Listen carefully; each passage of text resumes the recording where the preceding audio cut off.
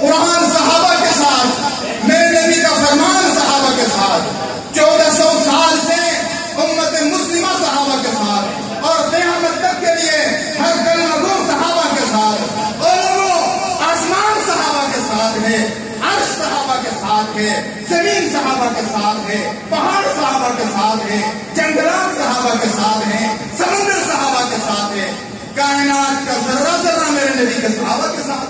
بے شک صحابہ کو چھوڑ کر ایمان کی بات کر سکتے ہیں؟ نہیں۔ رحمان کی بات کر سکتے ہیں؟ نہیں۔ محمد عربی صلی اللہ علیہ وسلم کی بات کر سکتے ہیں؟ نہیں۔ ہرگز نہیں کر سکتے۔ اس لیے میرے دوستوں، اسلام کی عظمت کے مینارے ہیں صحابہ، اسلام کی عظمت کے مینارے ہیں صحابہ، گر چاند محمد کو ستارے ہیں صحابہ، ہم فخر سے کہتے ہیں ہمارے ہیں صحابہ، واللہ ہمیں جان سے بھی پیارے ہیں صحابہ۔ اللہ پاک جل شانہ ہمارے دل کی گہرائی کے اندر صحابہ کرام کی محبت کو اتارے، اہل بیت کی محبت۔ میرے دوستو، عزیز بھائیو، تمام نیک اعمال اہل بیت کی محبت کا حصہ ہیں۔ جو مسلمان جتنا نیک اعمال میں اعلیٰ، اس کی محبت میرے نبی اور صحابہ کے ساتھ، اہل بیت کے ساتھ اعلیٰ ہے، اور جو مسلمان اعمال میں کمزور ہے، اس کی محبت کمزور ہے۔ عزیز بھائیو دوستو، حضور اکرم صلی اللہ علیہ وسلم نے ارشاد فرمایا، جو میرے صحابہ کو برا بھلا کہیں، فقولوا لعنۃ اللہ علی شرکم۔ کتنا عجیب جملہ ہے۔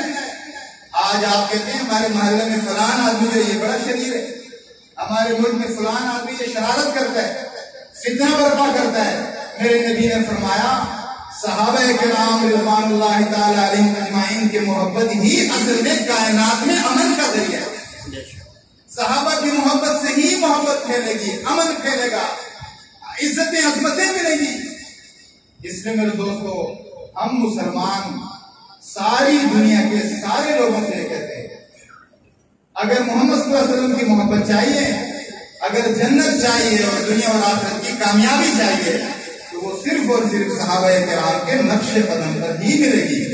زبان سے ان کی محبت اور دل کی گہرائی میں بھی ان کی محبت، کسی قسم کی شک کی گنجائش نہیں ہے۔ خلفائے راشدین کا سب سے پہلا درجہ، میں جلدی میں یہ بات سمجھتا ہوں، سب سے پہلا درجہ کس کا ہے؟ بولو بھائی، خلفائے راشدین، پھر اہل بدر 313، پھر اہل حدیبیہ 1400 صحابہ کرام رضوان اللہ تعالی علیہم اجمعین، اور پھر مہاجرین اور انصار، اور پھر بعد میں آنے والے ایمان لانے والے۔ لیکن قرآن کریم نے بتا دیا سب کو درجات مل گئے، وَكُلًّا وَعَدَ اللَّهُ الْحُسْنَى۔ جنت تو سب کے لیے، جنت سب کے لیے ہے ماشاءاللہ۔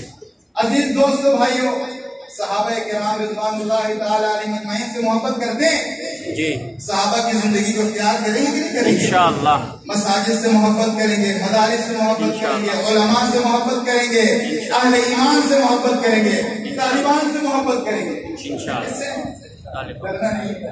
خدا کے لیے بولو، آج ساری دنیا میں اللہ نے ہمیں عزت دی ہے، آج اللہ نے ہمارا سر فخر سے بلند کیا ہے۔ ساری دنیا کے کفر کے سامنے ایمان کو میرے اللہ نے بلند کر دیا، پگڑی کو بلند کر دیا، اور میرے نبی کی سنتوں کو بلند کر دیا ماشاءاللہ۔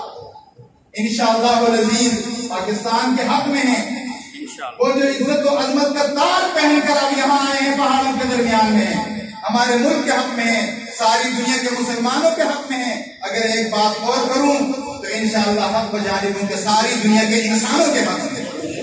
کہاں حقوق ہیں؟ کس حق کی بات کرتے ہیں؟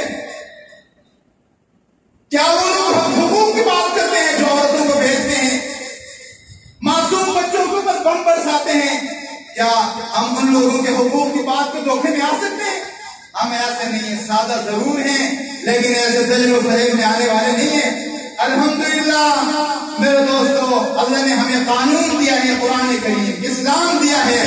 دنیا کا کفر ہماری نماز کے خلاف نہیں ہے، ہماری تسبیح کے خلاف نہیں ہے، دنیا کا کفر قرآن کریم کی تلاوت کے خلاف نہیں ہے، لیکن ساری دنیا کا کفر اگر خلاف ہے تو ہمارے نظام اسلام کے خلاف ہے۔